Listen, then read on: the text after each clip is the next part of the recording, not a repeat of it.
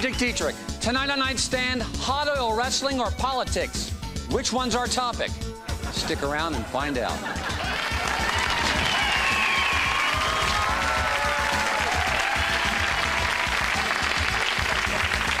Thank you. Good evening. Voting, the birthright of every American, a responsibility not to be taken lightly, whether the choice is for the President of the United States or, well, for the board of your local homeowners association. But are we a nation of educated, discerning voters? Our first guest says no. Her name is Mary Madison. She's a former political consultant who's written a new book that says American voters are nothing more than sheep. Mary, is that so bad? Anyway, Mary, you are a former top political consultant. You've given it all up. Why? I love the action, but I hated myself for selling out. I was exploiting people. And now you can read about it in my new book, Politics as an Aphrodisiac. Politics as an aphrodisiac. I gotta tell you though, Mary, I always had better results with ground up aspirin and tequila. You know, you get somebody to shoot down 9 or 10 of those babies, you're gonna see some action. Dick, I was referring to the lure of politics. I got hooked on it when I was at Wellesley. Ooh, the all-girls college. Yeah. You see, Dick, politics is very seductive. Yeah, I love the sense of contributing, of thrusting men into positions of power. It's almost orgasmic. Now, you mentioned 3 things that caught my attention. Thrusting, position, orgasmic. It makes me wonder, at this all-girls college of yours, did you ever have any late-night parties where you and the gals are sitting around the dorm, maybe combing each other's hair, and maybe there's a girl there, maybe your name's Amanda, and she jokes about giving you a little kiss, and all of a sudden she gives you a little peck, and you giggle, but then suddenly that peck turns into a full-on open-mouth spit swapper? Did that ever happen? No. Oh. Do you know anybody it ever happened to? No! Do you know any movies I could rent where it does happen?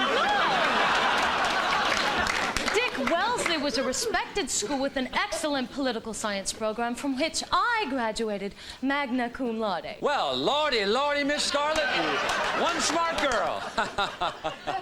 I do so enjoy good banter. Magna cum laude. Look how I just threw that all away. Well, some people would say you didn't. Some people say you're very successful, especially with candidates who were never given a chance. How do you explain your success? Sex. Pure and simple, Dick. Once I tapped into that sex appeal, I could make any candidate come from behind. Oh, no, people.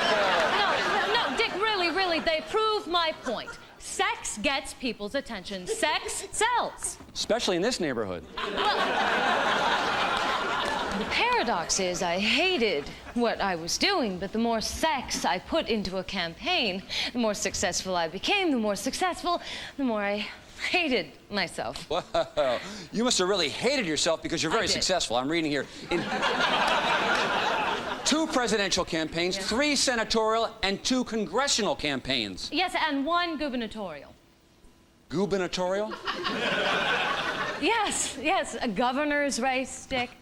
I'm sorry, Mary, the word is gubernatorial.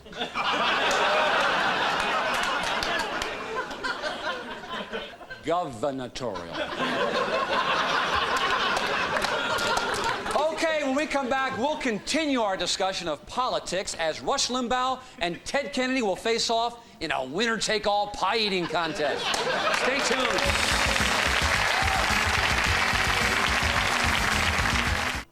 Ever turn yourself down for sex? Give us a call. Thank you. Welcome back. We're talking with Mary Madison, who says American voters are gullible and have no interest in the truth. But my next guest disagrees with that. He's a pediatric surgeon who also just happens to be the president of my condo homeowners association. Please welcome Dr. Alan D. Generous.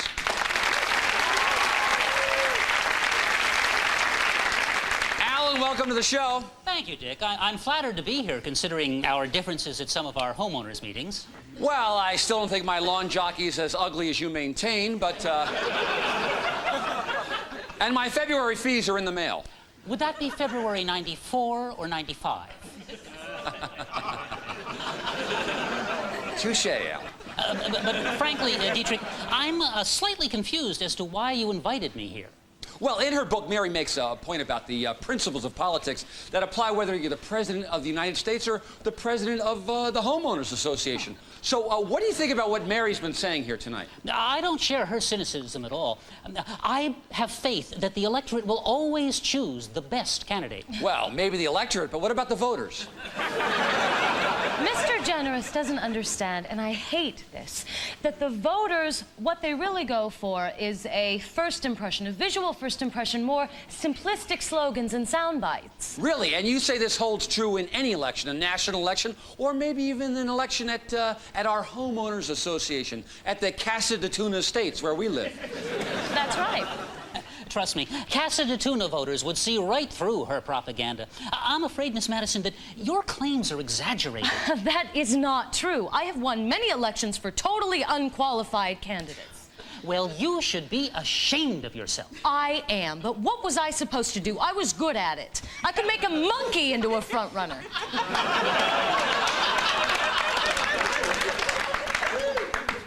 What about me? Yeah, I'm sure I could. I think you'd probably have better luck with the monkey. He'd certainly keep his condo cleaner.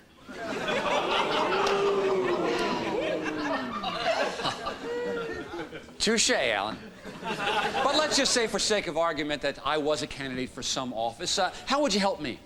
Well, like I do with any other candidate, Dick, by telling you what to wear, how to talk, what to say, and how to act. You know, usually I pay a woman in a leather hood an extra $100 for that.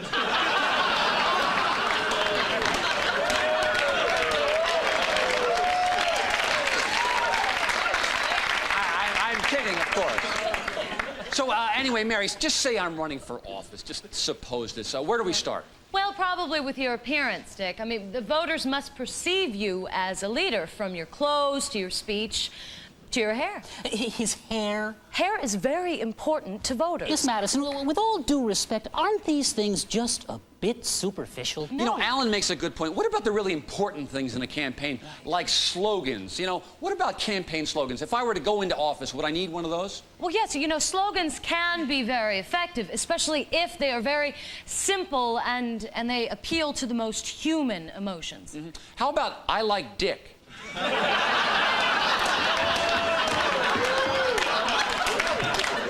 Well, that would certainly be short and to the point.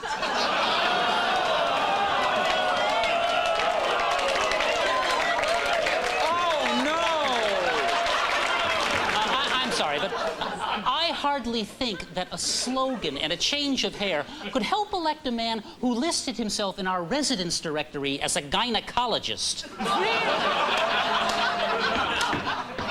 That was a typo.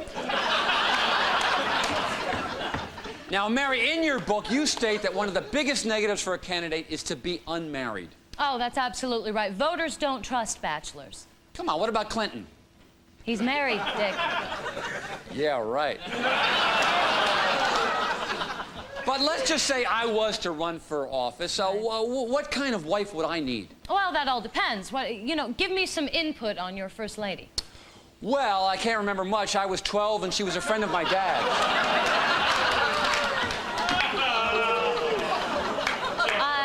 I was referring to the First Lady. Oh, Dick. yes, of course.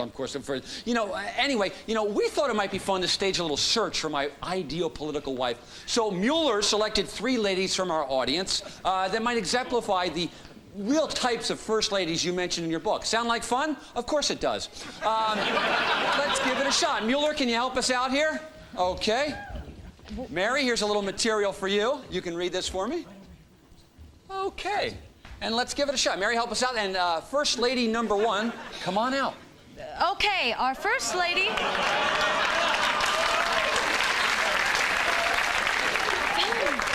Our First Lady is a modern woman who doesn't like the term First Lady. She prefers co-president. Please welcome Hillary Mitweiner.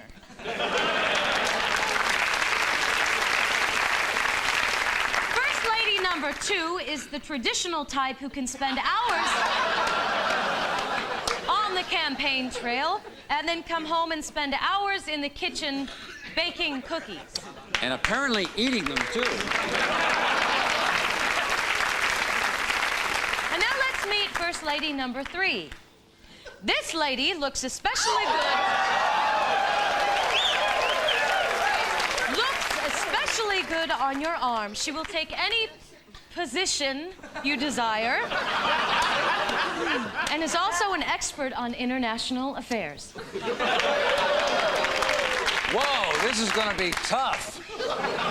I guess I'll have to ask some tough questions. Okay, potential president's wife number 1. If you were the First Lady, what would you consider your top priority? Improving the plight of the homeless and education for the children. Very nice. And number 2, thank you for coming.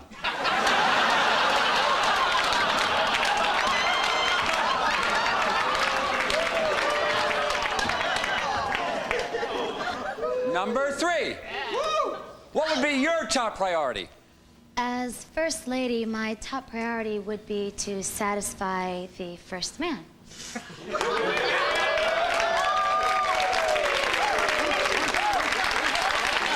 We have a winner!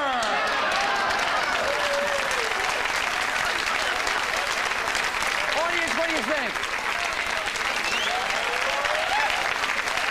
Mary, what do you think about my choice for First Lady? Well, personally, Dick, I think number 1 would have been a more electable choice. Well, I guess I'll just have to sleep with my decision.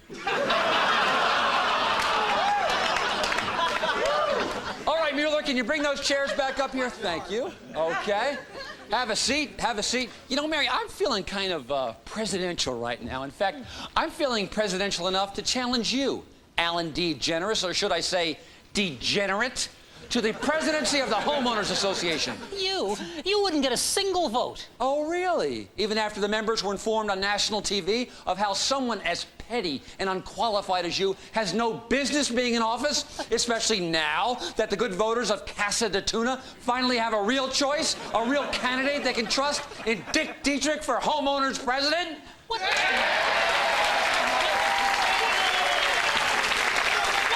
are you talking about, Dietrick? What am I talking about? I'll tell you what I'm talking about. I'm talking about a night 6 months ago. A night when I was in the condo's communal jacuzzi, working late with my secretary, Ashley. Until a nosy little person came down and said, "Hey, do you mind turning off the jacuzzi? Some of us are trying to sleep." That thoughtless jerk wearing a snorkel in the jacuzzi was you? That's right. That was me, mister. I have to be up at 6 to do pediatric surgery. That was me who had just slipped Ashley her 9th aspirin-laced tequila cocktail. I was there, man. Dietrick, it was 4 a.m. Well, for some of us, maybe, but we weren't bothering anybody. But because of you, I had to turn off James Brown, gather up all the empty beer bottles. Then I had to go to get a shopping cart to carry poor Ashley back to my condo. And this is all about that. No, it's all about America. Do you think we fought in the Vietnam War so you could take away my jacuzzi privileges?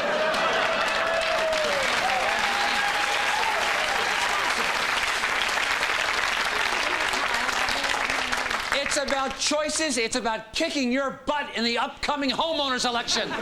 Do you really think that anybody would take you seriously as a candidate? You've probably never even voted yourself. I have to. For whom? Miss November. This is absurd.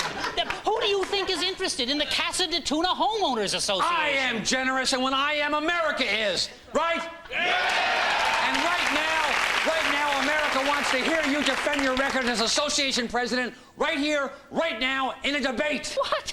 I'm not gonna debate some third-rate TV star. I'll have you know I'm a second-rate TV star. Right? Come on, Mueller. Come on. You see that? You see that? They love me. They really love me. They love me. in the association are going to when they see me kick your butt in a debate. There's not going to be a debate. Why, are you a chicken? All right, I'll debate you. But if you lose the debate, you move out. You're on, buddy boy. Okay, when we come back, you'll see just what a master debater I am. Stay tuned.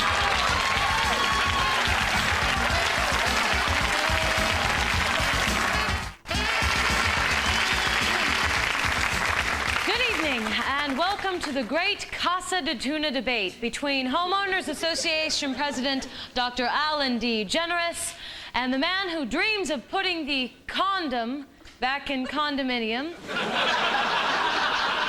the esteemed Richard Dick Dietrick.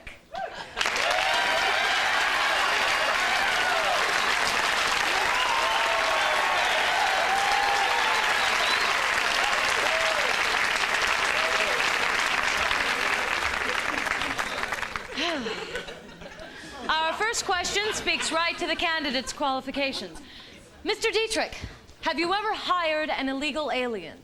Not for more than 20 minutes at a time.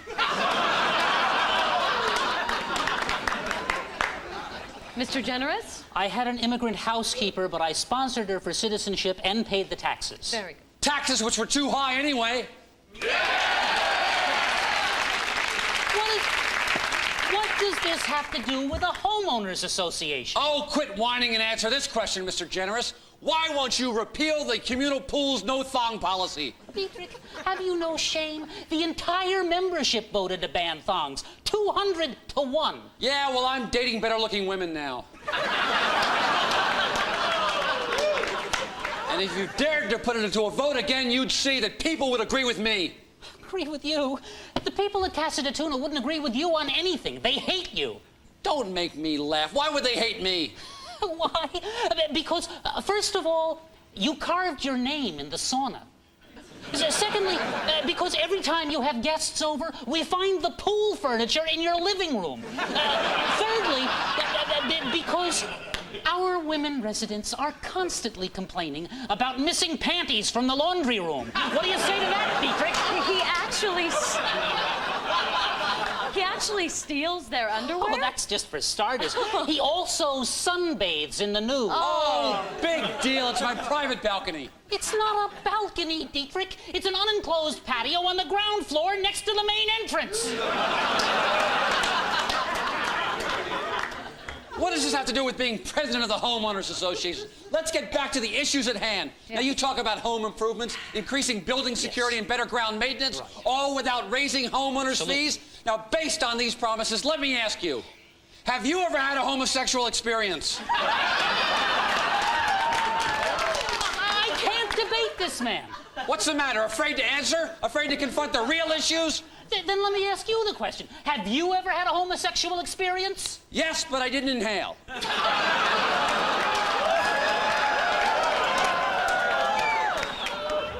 People of Casa de Tuna, I beg you, let's not settle. Let's just strive to be great. People, I scored 4 times 7 years ago. And I can tell you we have nothing to fear if we carry a big stick. And if I'm elected your president, I will make sure that chunky women will not be allowed to wear those tight leggings in the workout room anymore.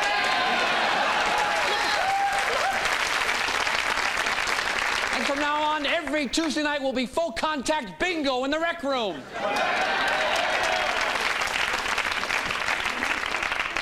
And I promise you that with this woman kneeling beside me,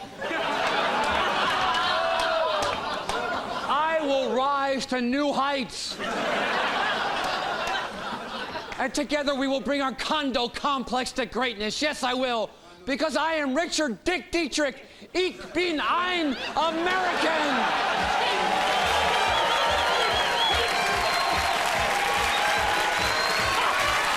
This man is a lunatic. He probably could be elected.